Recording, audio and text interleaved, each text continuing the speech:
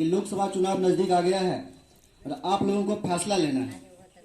ये फैसला आपके बच्चों के लिए लेना है कि क्या उस मनोज तिवारी को, जिसे बीजेपी ने तीसरी बारी टिकट दिया, जो मनोज तिवारी साहेब के नाम पर जीत कर सत्ता में आए और जनता के बीच में एक दिन भी नहीं दिखे, जो मनोज तिवारी शिक्षा क्षेत्र में एक भी स्कूल नहीं खोले, एक भी केंद्रीय विद्यालय उन्होंने नहीं खोला, सड़कों के हालात बहुत ही खराब हैं, लोगों का दम घुटता है, दमे की शिकायत हो रही है, हर गली खोद दिया गया है, हर सड़क खोद दिया गया है, पर साहब नजर नहीं आते।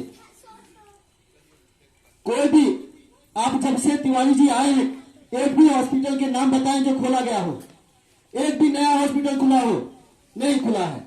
जनता का कोई भी काम नहीं हुआ, फिर भी तीसरी बारी टिकट दिया, यानी जनता को फिर साहब के नाम पे बेवकूफ बनाया जाएगा।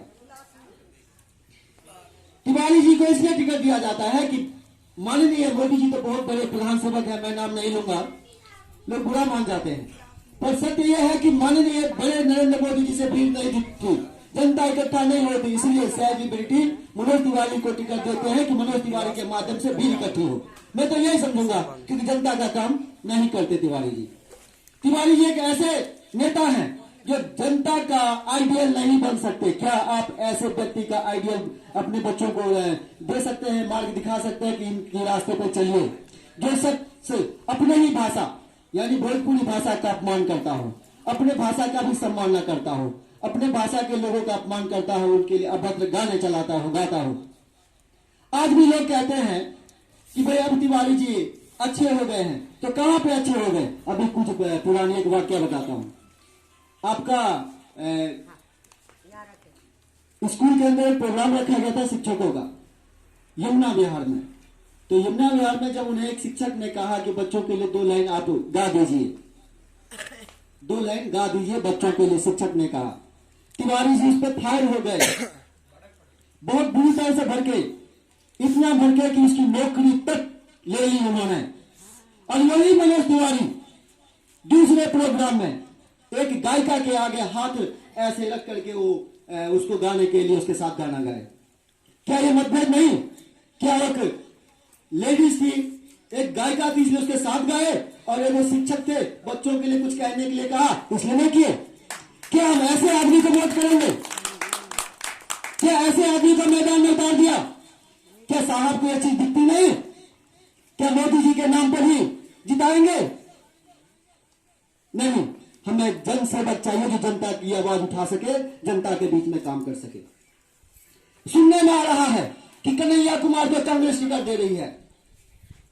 तो साथियों, जो कन्हैया कुमार अपने समाज का बिहार में कुछ न कर सका, पिछले लोकसभा में जनता ने वोट नहीं दिया, वो कन्हैया कुमार दिल्ली के अंदर टिकट लेकर क्या करेगा?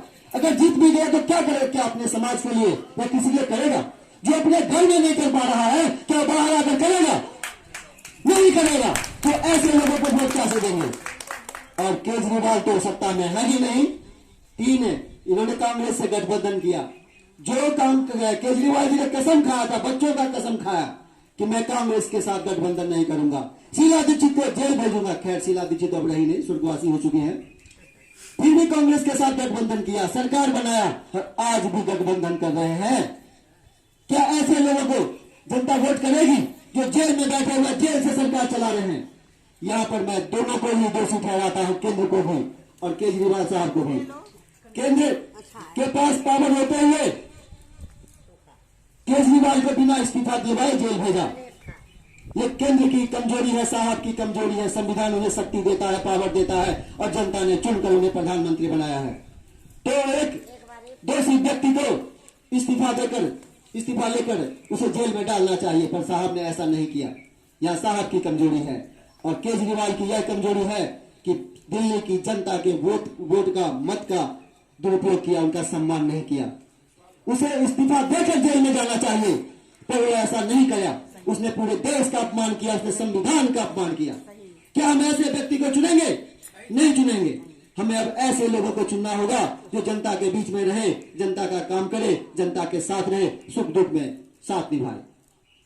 तो जो हमारे बच्चों को अच्छी शिक्षा ना दे सके, जो हमारे बच्चों को अच्छे संस्कार ना दे सके, ऐसे नेताओं का हम बहिष्कार करें। जो हमारे रोजगार छीन ले, जो हमारे शिक्षा का को दुरुपयोग बर्बाद करे, ऐसे लोगों को हम अपने साथ नहीं चुनेंगे। हमारी जनता नहीं चुनेगी। हम उन्हें चुनेंगे जो हमारे लिए काम करेगा। बाकी बहुत सारी बातें तो हमारे बहुत से वक्ता है कहा ही आप लोगों के बीच में। तो इसी के साथ मैं अपनी वाणी को विराम देता हूं। वंदे मातरम, वंदे